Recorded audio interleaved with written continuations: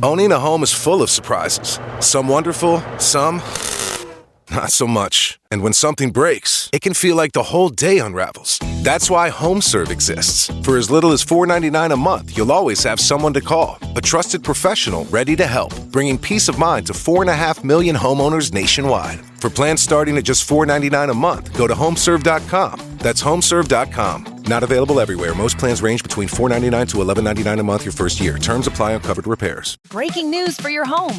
Way-Day. Wayfair's big sale is almost here, and you can score the best deals in home. Like up to 80% off everything home. Yes, you heard that right. 80% off with free shipping on everything. Plus surprise flash deals all Way-Day long. We're talking outdoor furniture and essentials, rugs, and more. All at Wayfair, and all up to 80% off during Way-Day.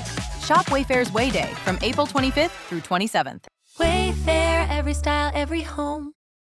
Hey, did you know I've published more than 500 episodes since 2021? Subscribe today for 24/7 access to my entire History As It Happens catalog. And you'll get ad-free listening and all my bonus content. Tap subscribe now in the show notes or go to historyasithappens.com.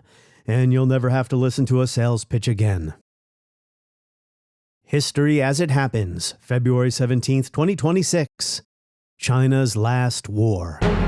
China has purged several generals.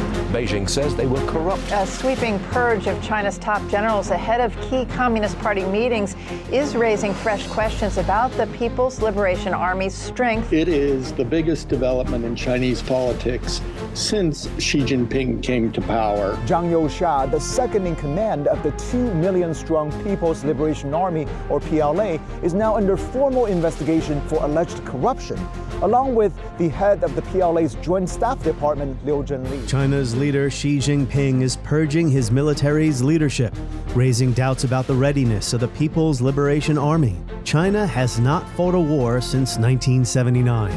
So how can anyone know whether the United States' #1 rival can fight and win a conflict in Taiwan, the South China Sea, or some other flashpoint? That's next as we report History As It Happens. I'm Martin DeCaro. The Generalissimo, here with his wife, predicts that the communists who control the mainland will not last long. Chiang Kai-shek reviews the armed forces of nationalist China on his island stronghold, Formosa. The people of the United States will maintain cultural, commercial, and other unofficial relations with the people of Taiwan. In a Radio Hanoi broadcast tonight, Vietnam admitted Chinese troops are advancing. But until the military is actually deployed and employed, it's very difficult to assess whether it can bring all of the parts together, whether it can adjust to the unanticipated, whether it will be resilient in the face of losses, whether personnel, systems, or campaign plans, and still press on to achieve its assigned tactical, operational, and strategic objectives. You won't know that until it happens. February 1979. More than 200,000 Chinese troops invade Vietnam. Chinese troops are advancing. Several provincial capitals are threatened. Already 2 major Vietnamese towns are said to have been overrun, plus a string of villages along the 500-mile border. A month later, it was over, and the invasion had accomplished very little, while something like 30,000 men were killed on each side. In the last 24 hours, China said its troops are now out of Vietnam. Its 26-day war to punish Vietnam for invading Cambodia is over.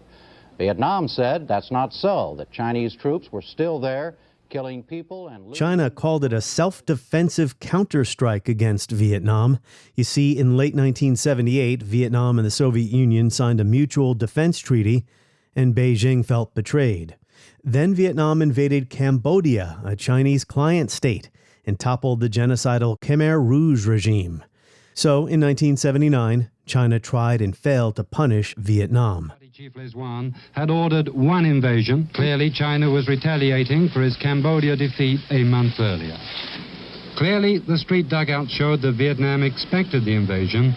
Clearly, the Chinese were to be... As Miles Yu writes for the Hoover Institution, the war exposed the People's Liberation Army's humiliating ineptitude and shocking backwardness in comparison with the battle-hardened Vietnamese troops.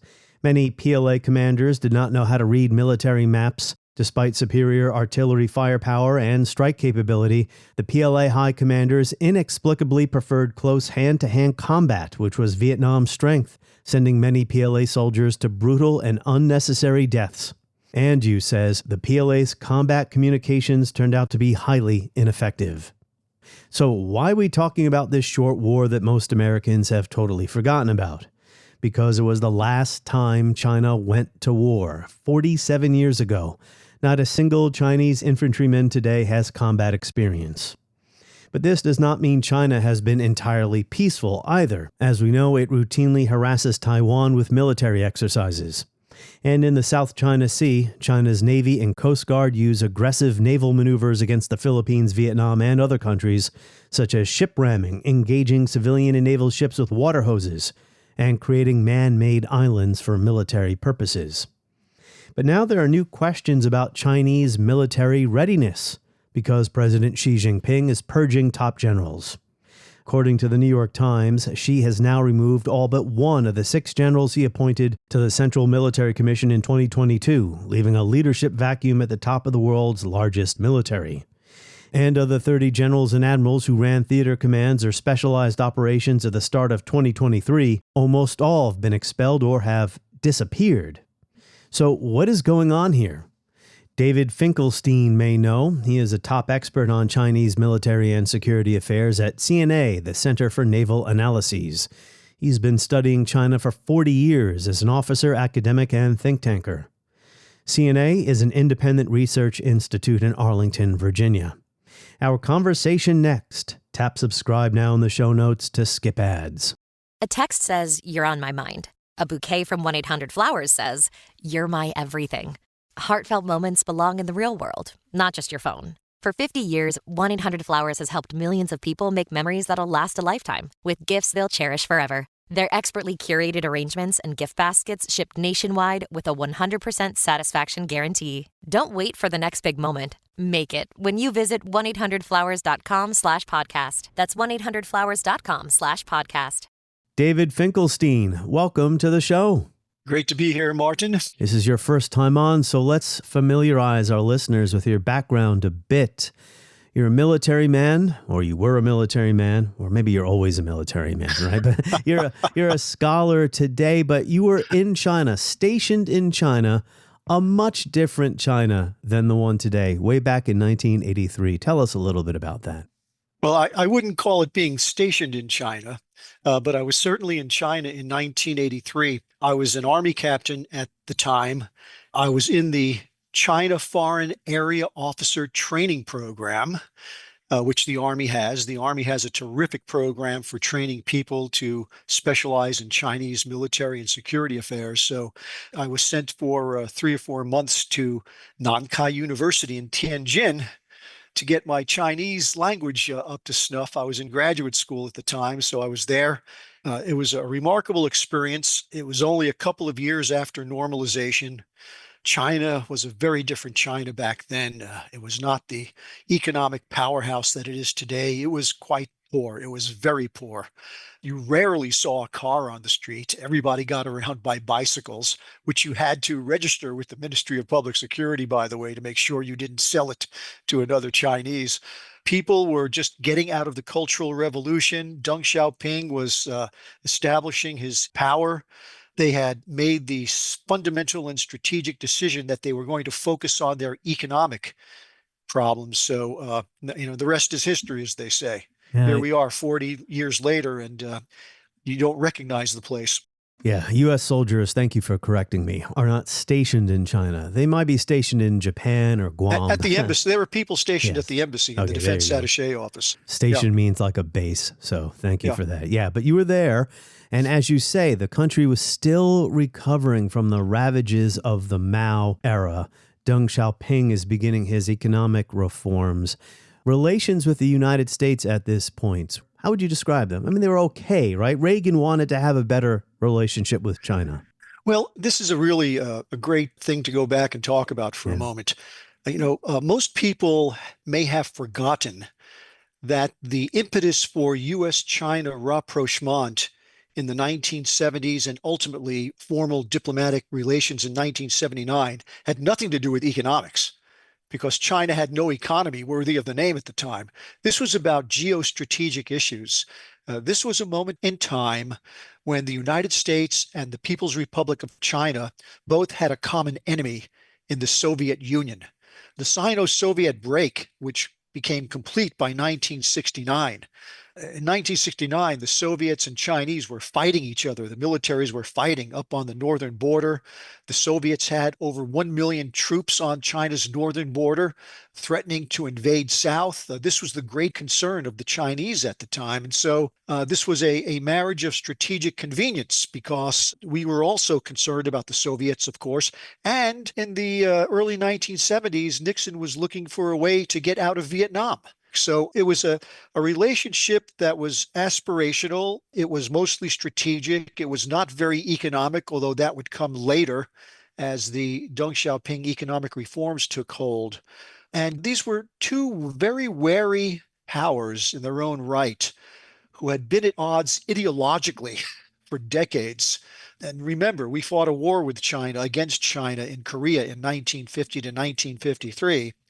This was a leap of faith at the time. Just a few years after China had fought what is still, to this day, its last war, a short war, a punitive expedition into Vietnam. We'll get to that in a little bit. You talked about China's economy being basically nothing. There was so little trade, meaningful trade between the U.S. and China relative to today.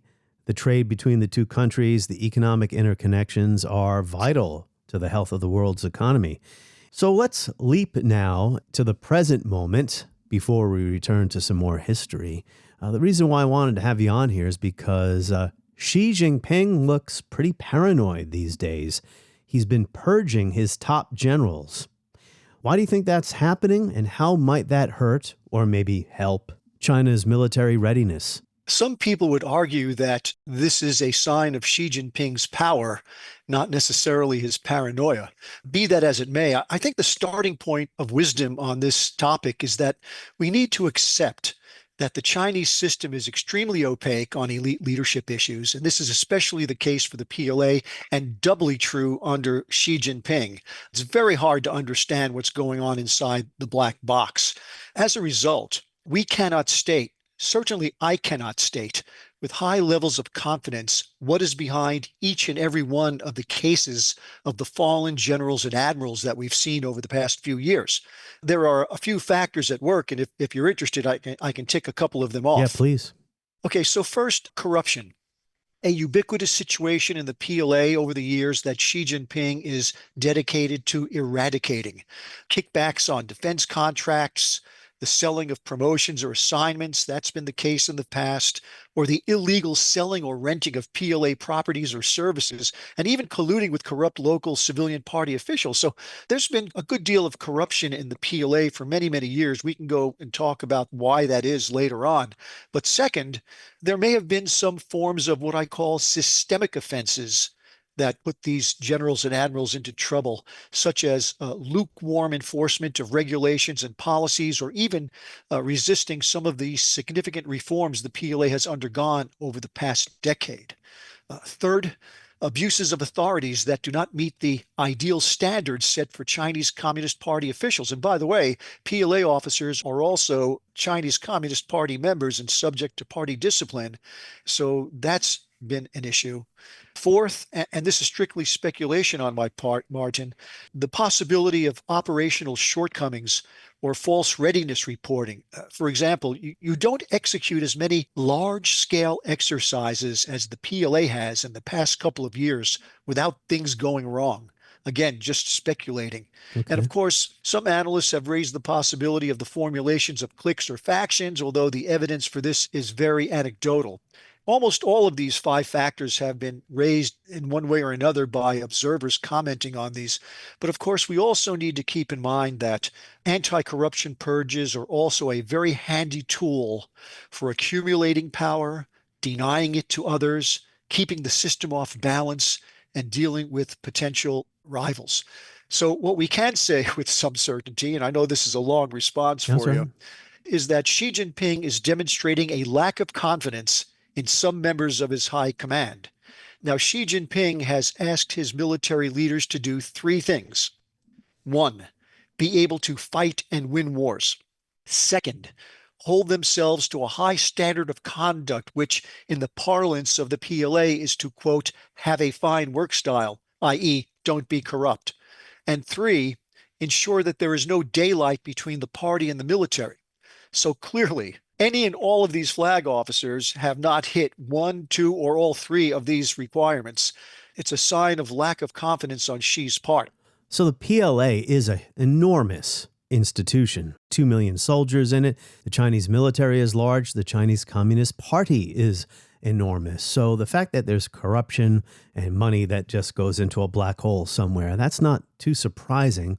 I heard similar stories from experts on Russia about the Russian military buildup. So much money was poured into modernizing Russia's military in recent years under Putin that it was inevitable that some of it was going to disappear and that tanks, for instance, weren't going to be built correctly. So when I saw the charges of corruption come out when some of these Chinese generals were purged, I wondered, is that just propaganda or was there an actual problem there? I found out recently that there was a scandal concerning rockets, that instead of having rocket fuel, there was water inside them. That was in the news. But again, it's hard to know with any precision the veracity of some of the stuff that's coming out. But it was clear that the leadership of the rocket force, and mind you, these are the people responsible for the nukes and the conventional missiles, it was pretty clear that something was going terribly wrong in the contractual system of the PLA rocket force. So how does this complicate your work when everything is so opaque? It's not like you can call up the press office for the PLA and, well, I mean, I always say never trust the Pentagon either, but go ahead. Well, actually, if you can breach China's first line of national defense, which is Mandarin, there's really a lot that they put out that you can read, you can study, you can look at. Sure. A military that is modernizing as much as China's has to write about things. They have professional journals. They have their own website. You can go on to the PLA's website and read the news about what they want you to know that they're doing. And of course, there's a certain art form involved in this also. You have to have a sense for how that system operates. And you have to know how to read between the lines. In fact, there was a really great article in The Economist recently called Pekingology is Back in Fashion. The information coming out of the black box is so limited in certain ways that you really have to have a gut sense for how to read the pictures, how to read between the lines of the commentaries, etc. Well, we used to have Sovietologists in this country, so we need some Pekingologists now. This was actually an art that was perfected during the Cold War. It just has to be passed down to another generation of analysts, I think. You mentioned how during Nixon's era, he wanted help in Vietnam from China. He also sought help from Moscow. He didn't really get it. Kissinger, Nixon, they thought they had a pretty good read on the people they were dealing with in China. I mean, what's your take on that historically? Did Kissinger really know what he was dealing with? I forgot his interlocutor. Zhou Enlai was one of his, Zhou Enlai, key, exactly. Key, he would speak in metaphors and mysterious statements. Well, I think they understood very well what each wanted to get out of the relationship at that time. And again, just to reiterate what I mentioned earlier, both the U.S. and China were absolutely concerned about the Soviets. It was 1970, 72, the early 70s, the height of the Cold War. The Soviets were running rampant across the various regions of the world. China was directly threatened by Moscow, subject to what the Chinese called their nuclear blackmail. And again, a million Russian troops on the Mongolian northern borders up there. So I think they knew exactly what they wanted at that moment in time from each other. China needed, for lack of a better term, not an ally, but a partner to face down the Soviets, who, by the way, the Vietnamese were client state of the Soviets by then. And then by 1979, the Soviets have invaded Afghanistan. So now they're on China's western border. So the Chinese need a partner. And the U.S. needed to find a way not just to extricate itself from Vietnam, but to present what communists would call a united front against the Soviets. So it was a transactional relationship. He said transaction. That is the word. That is the word of the Trump administration today. How would you assess how the Trump administration has done. We can even talk about the Biden administration as well in dealing with China recently. I think we'll be able to answer that with a lot more fidelity after the summit between President Trump and President Xi Jinping, which has now been announced for, I think, April. So President Trump is going to go to Beijing. They're going to have a summit, a state visit. They'll be talking about a whole range of issues, I suspect, and we'll see what comes out of that.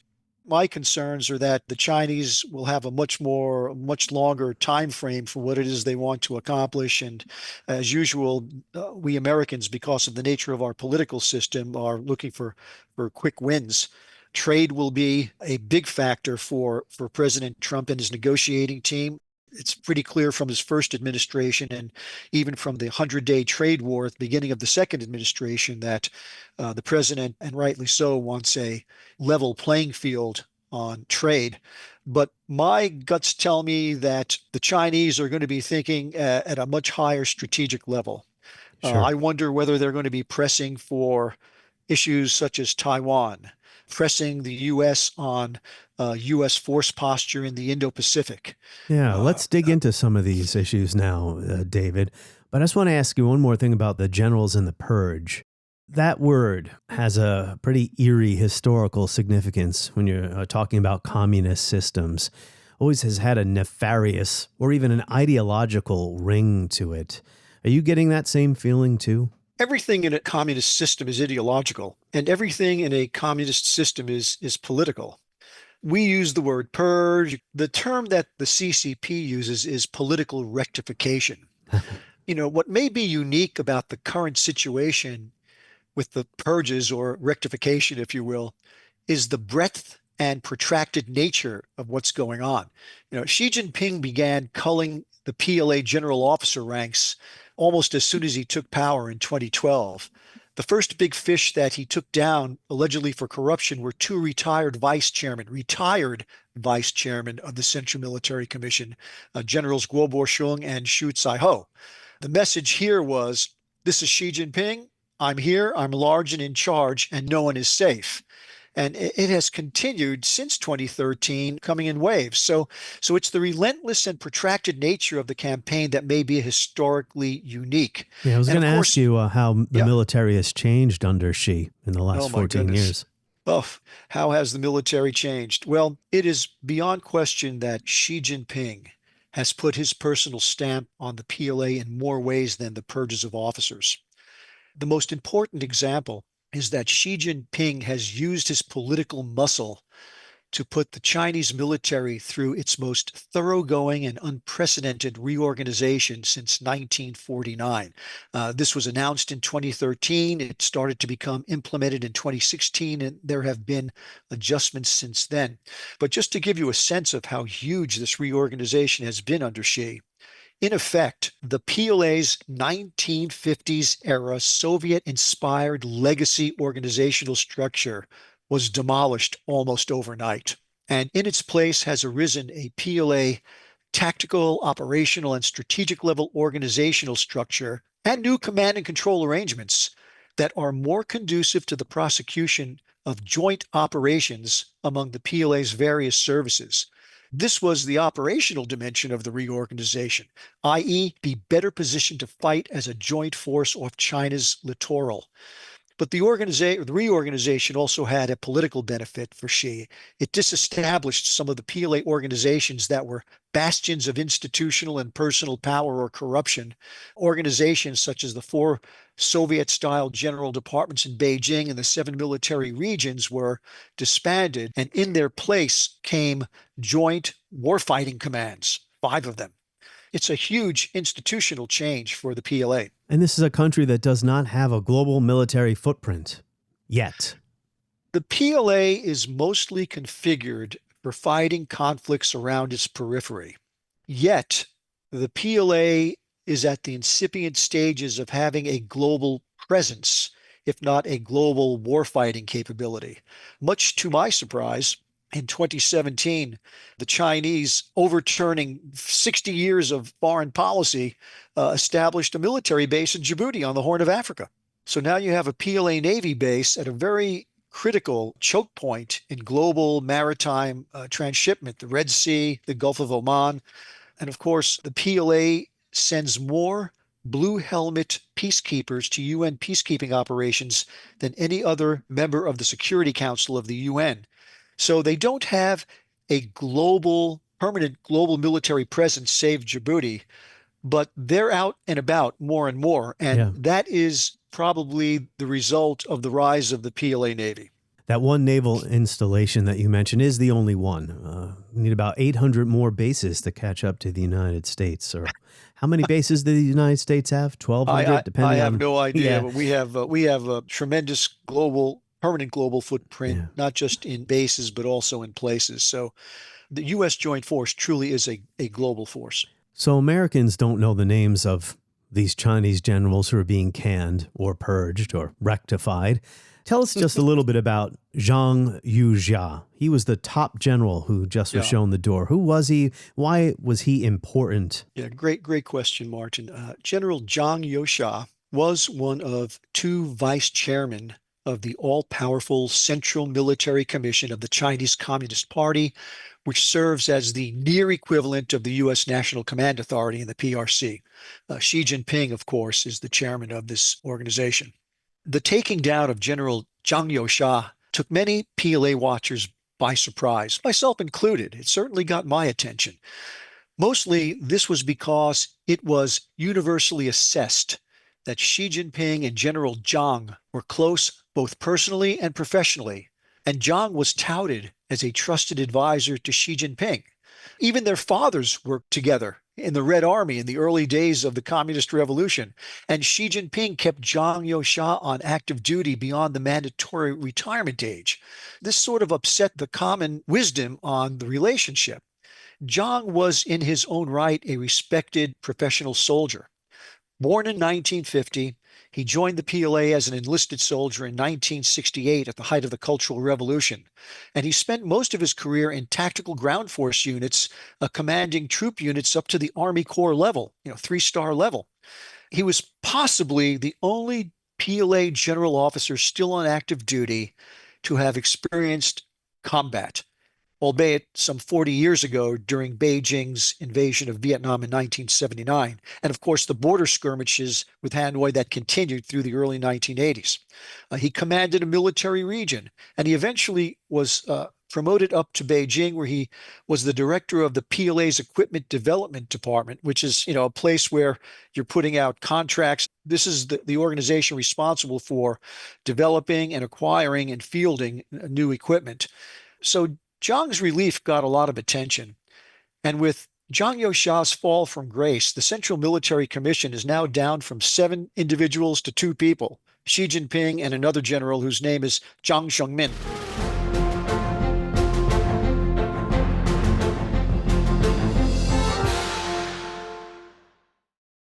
So if there's one Chinese military issue that does make it into news stories that Americans read, it is the issue of Taiwan. And one question that I ask as a distant and not very informed observer here is, why can't China get what it wants from Taiwan without resorting to war? Or is national prestige so important here, and the historical pieces of this as well, Taiwan's historic importance to China, right, is part of China, not an autonomous or independent island. Is national prestige so important here that if it takes war, then it's going to have to be war? The Taiwan issue, Martin, has a very long and complicated history that goes back to the Qing dynasty in the 1600s. It goes across Japan's possession of Taiwan as a colony from 1895 to 1945.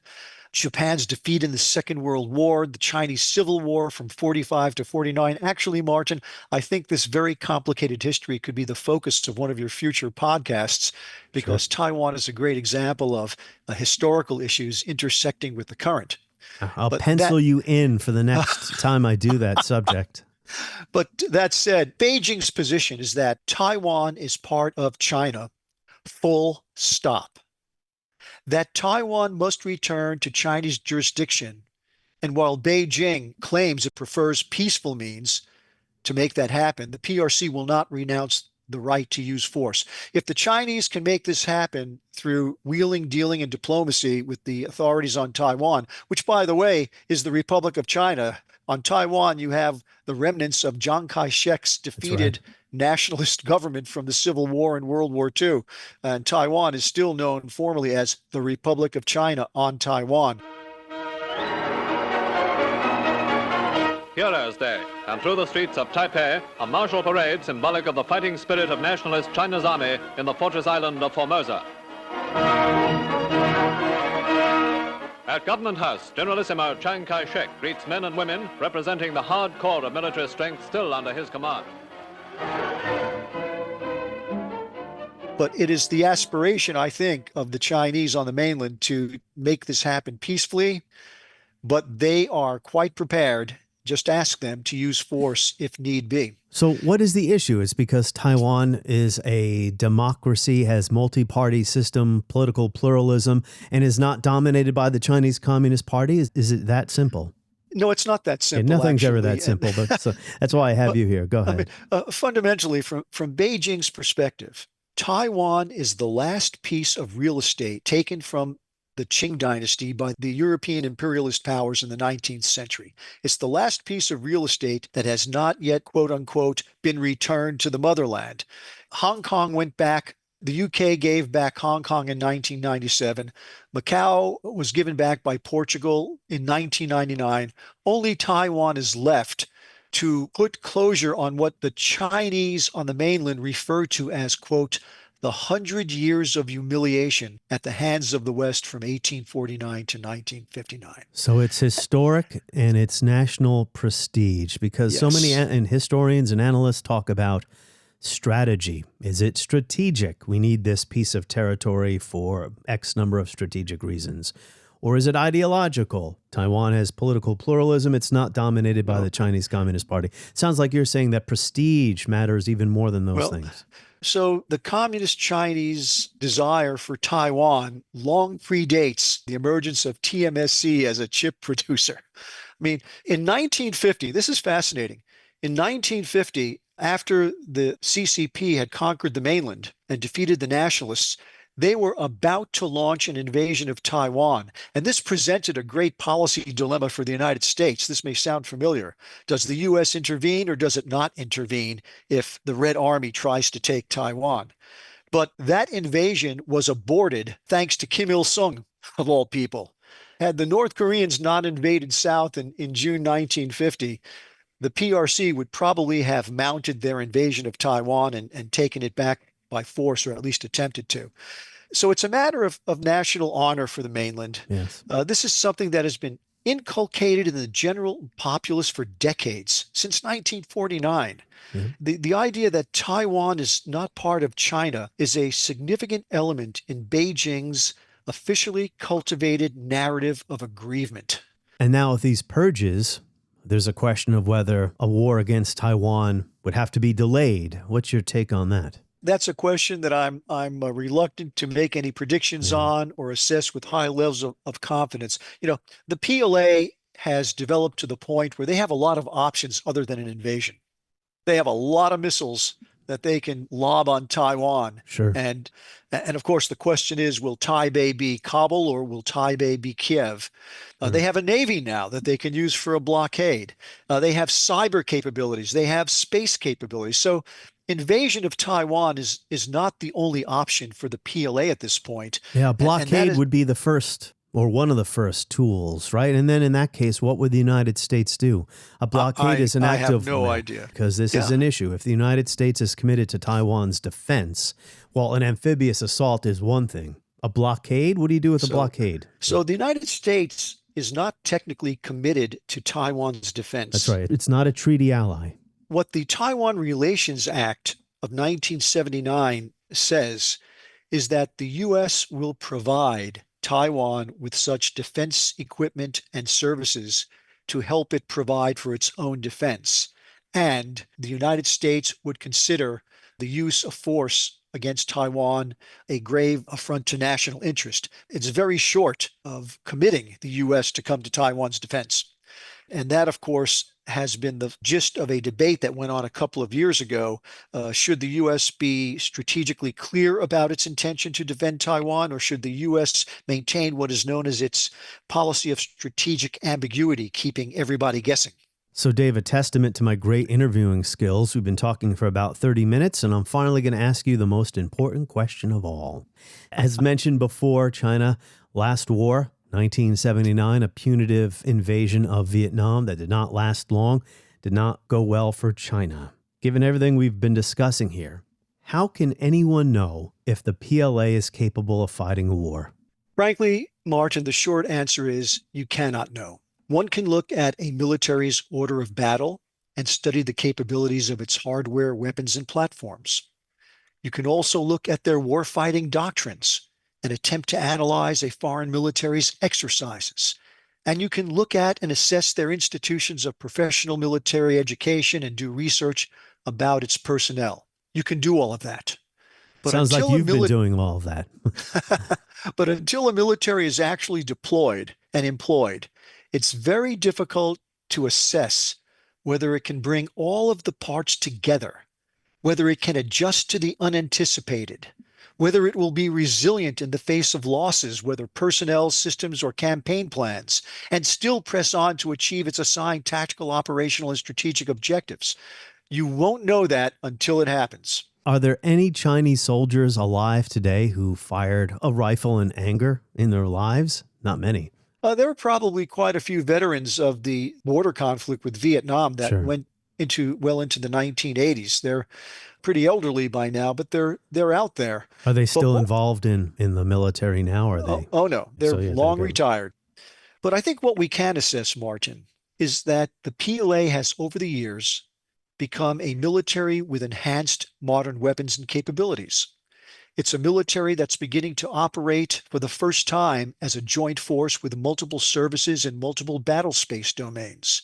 And it is a force that can now project force offshore to make its littoral a highly contested area. Hey, it wants hegemony in East Asia. Agree? You could say that if you define hegemony literally, meaning that countries in the region have to consider China's preferences before it makes its own decisions, then yes, hegemony would be a good thing for China's economic coercion has been the tool they've been using, not military domination. The cruel fact is that today in Asia, in the Indo-Pacific, China is the largest trade partner of everyone out there. Yeah.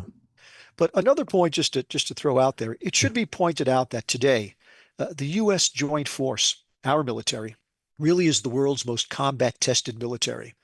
And PLA professionals have a healthy respect for that. They're no fools. They look at the Joint Force and they know we're probably the world's toughest adversary.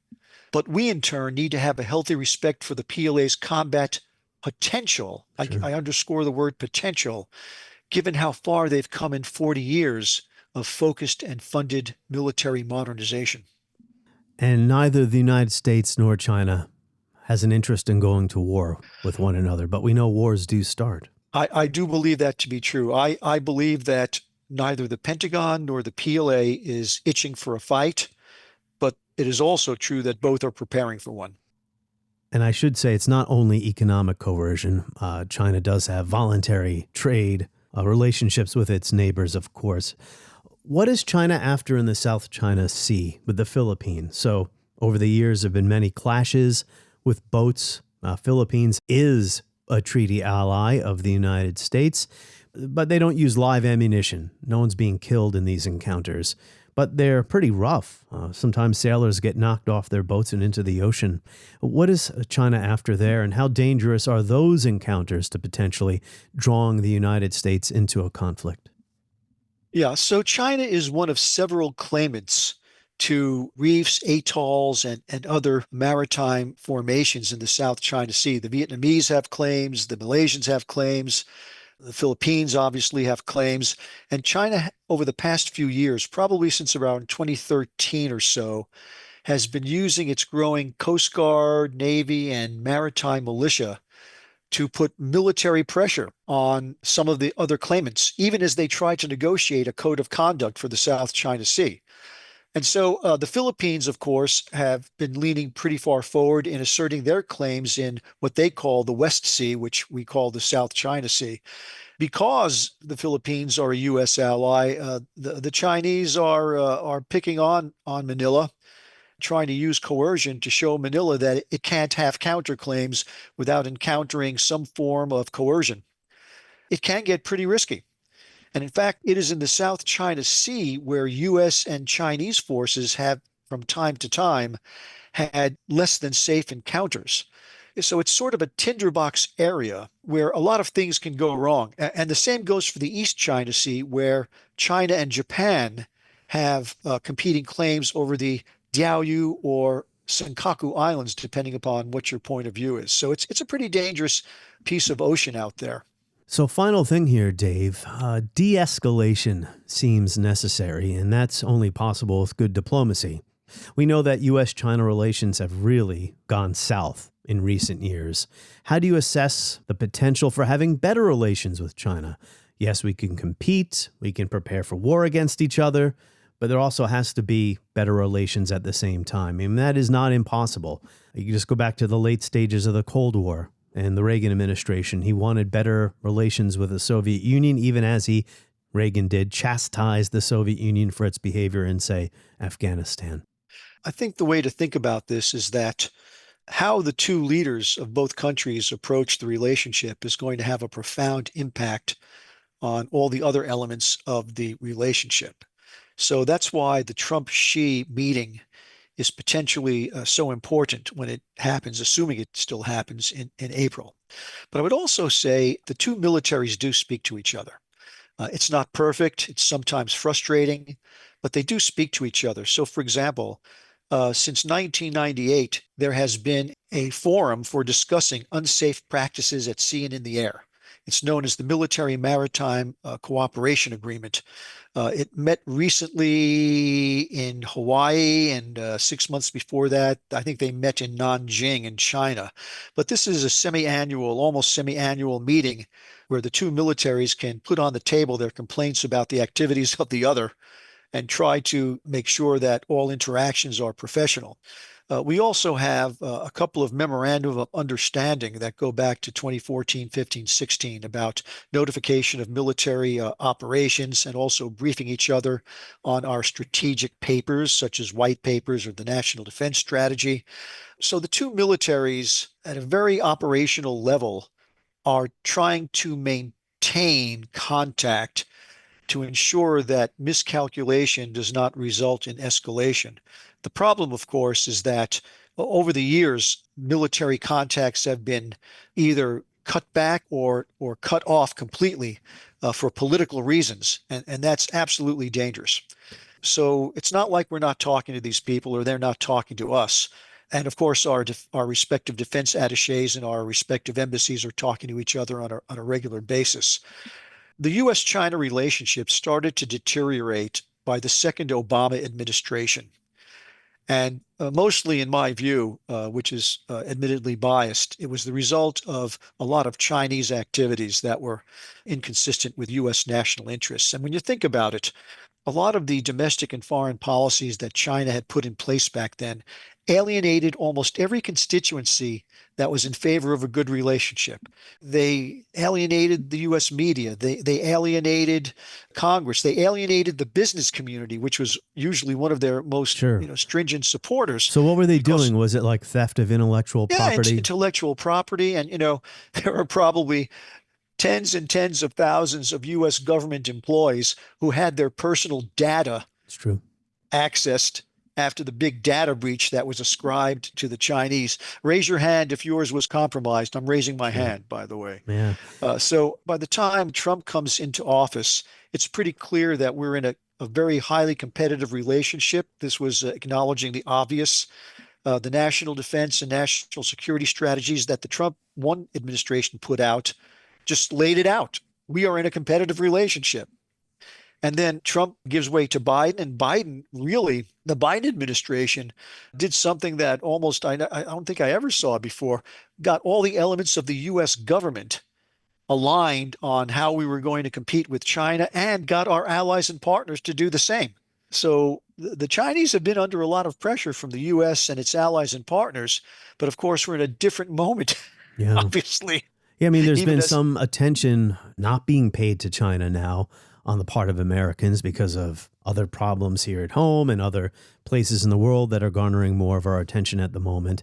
So in that sense, tensions have eased a little bit with Washington's attention elsewhere, but maybe not. I mean, international relations are so complicated. Countries can interact on any number of levels. There's the military, economic interdependence as well. There are cultural exchanges, student exchanges, and there's also the fact that China is an authoritarian police state that keeps 1 million Uyghur Muslims or whatever it is in a concentration camp. So there's a lot to this. Even though China may not be in the news, there are significant strategic issues between our two countries that are not going to go away, in my view, very quickly or easily. These are issues that need to be managed and not necessarily solved in short order. For example, the Taiwan issue is out there. Next, you have unfair trade practices, China's military buildup and its coercion against U.S. treaty allies, Japan and the Philippines in particular. Australia, too. Australia, of course. The Australians have been on the receiving end of Chinese coercion. And yes, New START. New START just expired. It did not cover China. China's never signed a nuclear arms control treaty with the United States. There was a good reason for that for a long time because China didn't have too many nuclear weapons. The most recent expert I spoke to about this issue, Joe Cirincione, said, ultimately the idea behind New START was that as the U.S. and Russian stockpiles got smaller and smaller, or the deployed weapons got smaller and smaller, well, then you can bring China in. China wouldn't have an interest in negotiating a limit if the United States has 5,000 missiles, Russia has 5,000 missiles, and China has 600. There's always an incentive to have nuclear arms control for the sake of our planet. But from the Chinese perspective, is there any incentive on their part to enter any nuclear arms control deals? It doesn't sound like it. It sounds like they're going in the opposite direction. I think you're fundamentally correct, Martin. There's very little incentive. If you talk to them about these issues, and I do, and many of us do, their stock answer is that, well, when the Russians and the Americans start to decrease and bring down their stockpile, then maybe we'll talk to you guys about it. But at the same time, there's almost a reflexive abjuring on the part of China to signing international treaties like that. It would be interesting to see how many international treaties China has actually signed on security issues. Probably not a lot, and they're probably tied to UN resolutions. So I don't think that the Chinese are going to be changing their mind anytime soon. I hope I'm wrong. Again, I'll defer to others who know more about nuclear arms control, but I think that one of the reasons President Trump did not renew New START is that he wants to put pressure on the Chinese to consider being part of a new three-way agreement. But I fear if the past is prologue, he may end up disappointed once again. Well, you said there, China not being willing to sign too many international agreements. Does this come down to the so-called rules-based order post-1945 and how the Chinese want to establish a different kind of order? I actually think that the Chinese may be very nervous at the prospect of the rules-based order being so challenged these days because they have been one of the world's great beneficiaries of this. Yes, entering into the World Trade Organization, opening up their economy to American factories. Without the international rules-based order, they would probably not be the economic megalith that they are today.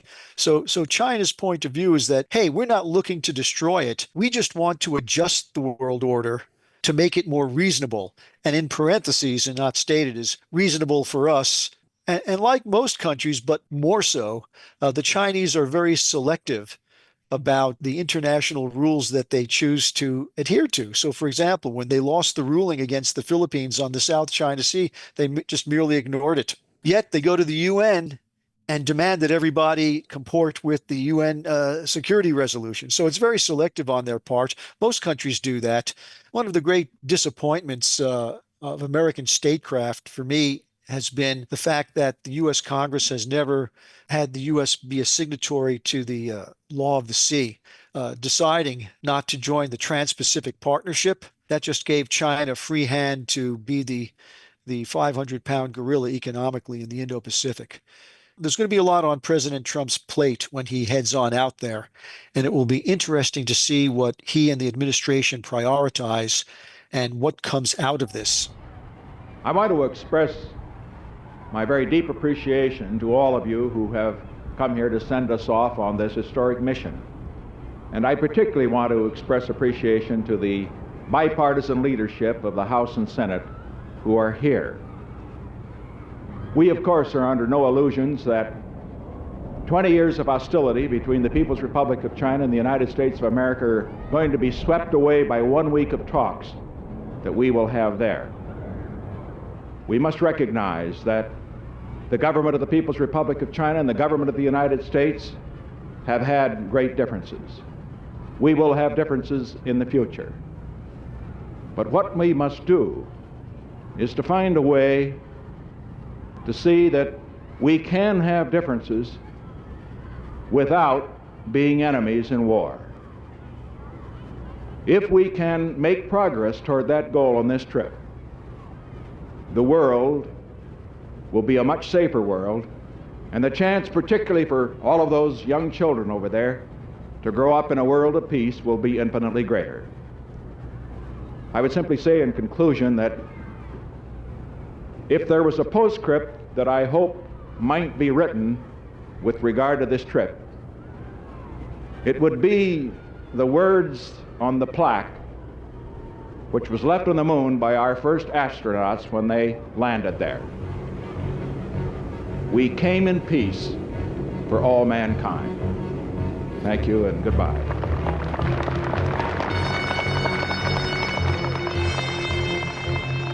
Coming up on History as It Happens, the next several episodes will be dedicated to the 4th anniversary of the Russian invasion of Ukraine, Germany's growing military power, and Israel's annexation of the West Bank.